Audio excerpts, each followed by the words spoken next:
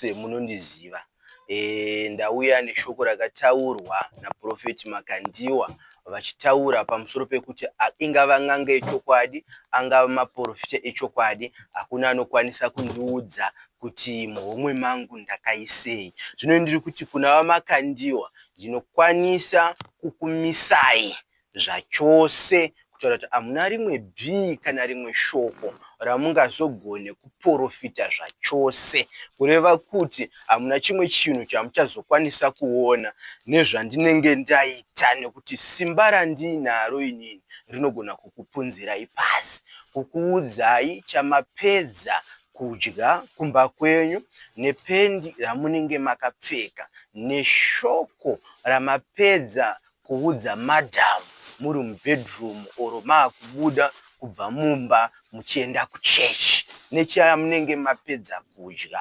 Zvichireva kuti imimi pashoko renyu ramakataura kuti hakuna muprofita anokwanisa kundiudza, inini ndakazvimiririra ndiri ndega, kwete kuti nemamwe maprofita kati nanani, inini ndiri ndega. Shoko iroro ndinogona kurimiririra ende ndichizviita ndichitaura ndiine simba, ndiine hukuru hwaMwari, imimi makamirawo nehukuru hwenyu.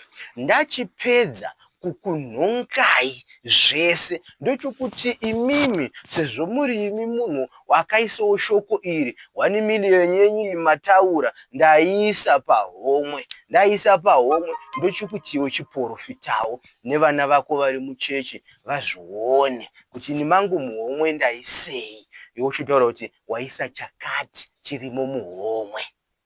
Vari muchechi menyu vanenge vachiturikira vaya zvamunenge muchitaura nevanenge vakagara kumberi, ndombokurondedzerai mumwe by mumwe chete, vese vakagara pafront paipai, ndichimuudza kuti iwe une zvakati wakadai wakadai, iwe wakadai wakadai, ndongokuroverai 5 chete ndobva ndamira.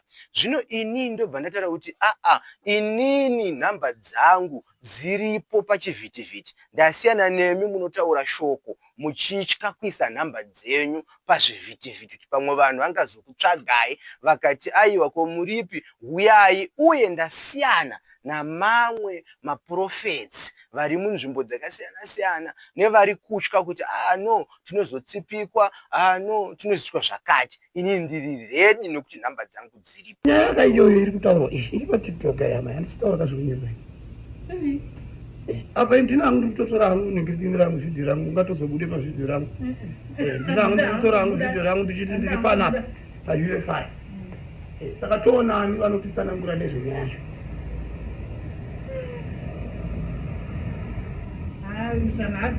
nhasi unoibhora nhasi hapana anokwanisa kutitsanangura because timbori magadhi ari panapa takatosvenuosa mumwe tikaunzwa panapa hapana nekuti ndikatopupure kuti midhai anopinda chete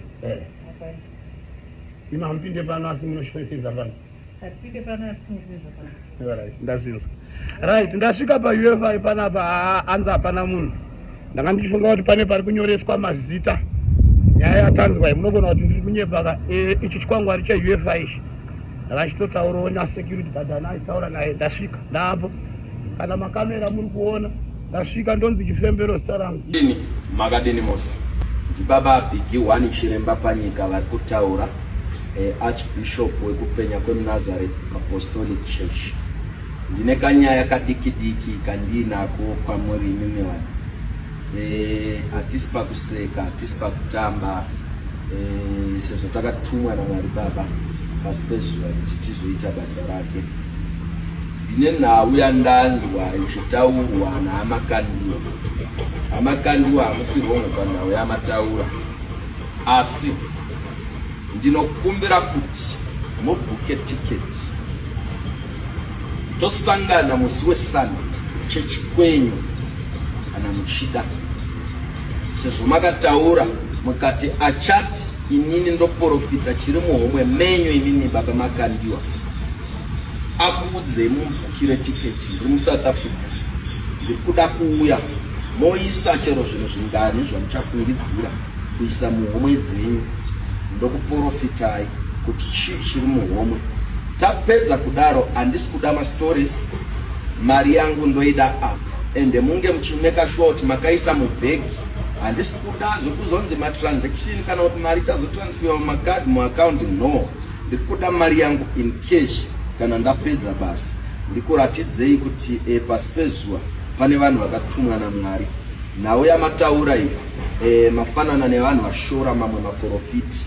Vanhu varipo vakatumwa baba, asi kana muchiita basa renyu, itai basa renyu chete, musatsvagane nezvevanhu kana kuti musade kudzikisira vanhu. Handiti takatumwa nenzira dzakasiyana siyana. Saka ndipei chete mukana wekusvika muchechi menyu musi weSunday. Bukai tickets. Namba dzangu dzinoti 069 11 98 416. Nauya ndiri kutaura iyoyo ndiri shuwa nayo. Ndoda kuzoprofita chamuchaisa muhomwe. Mondipa 1 million yangu. Handisi kuda mastories ndapedza. Tatenda. Mwari ngakuropafadze nyika yese. Sibana makroshe de peni ata. Makro! Ona makiresheni under justified. Ndaramba ndichibvunza ndikati kosei Jona. Ndikati kosei Johani muJorodhani. Akrabaten esedi otakrast. Jehova akati uri mtimta jamaa akatenha. Mera mutene ukati. Munhu wa Mwari hachimpedzi asi anozosvika paku aloki kukunda makusha. Ndikanzi anonyenga kare uri kunyenga. Wongo kana kuti kweti.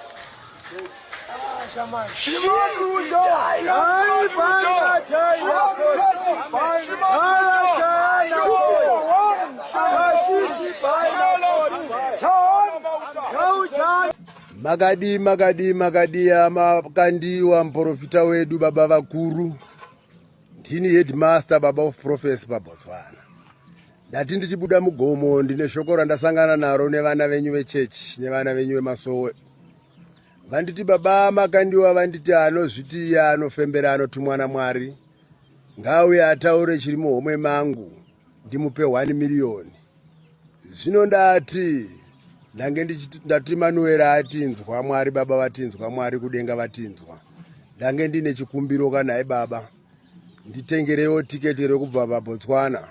Sunday ndosvika ipapo ndosikoita chinongedzo ndobva ndakapfuma zvangu. Ndisikoisa chifembero ndiprofite kuti muhomwe munei. Munhu anobhadhara kana anyone mazungairwa. Vanhu vanenge vakaiswa mumabhodhoro vaya. Ndidika. Vanenge vari kuti zvese we know kuti patiri panapa bini pandiri panapa. Handisi munhu anobhadhara kana anyone kuti enda unokomenda zvakati. But we know you. You have a lot of people who are on your payroll. Vanoti wakaona any post ya prophet nengi vanokomenda negative. We know those people, they are being paid behind. Iva neumwari kana uchiziva kuti une chekuita neministry yedu kana kuda kutizwisa unenge uri dai vakasunungukawo here kuenda ikoko kana kuti varida kutiudza mashoko api sekuru Musunda Gore? Aiwa, ndokutenda nditambira zvikuru fani. Ndinotenda. Mazwa mainawo ndinomatenda. Mazwa muri kutaura ndaanzwa. Azari kubva kuna Prophet Makandiwa. Nauya ndinotaura kumhuri yeZimbabwe. Right. Ndiye kuti chinhu chinonzi Mwari achitambwe nacho. Ndisaka muchiona Mwari vachitisika paupenyu tichirarama.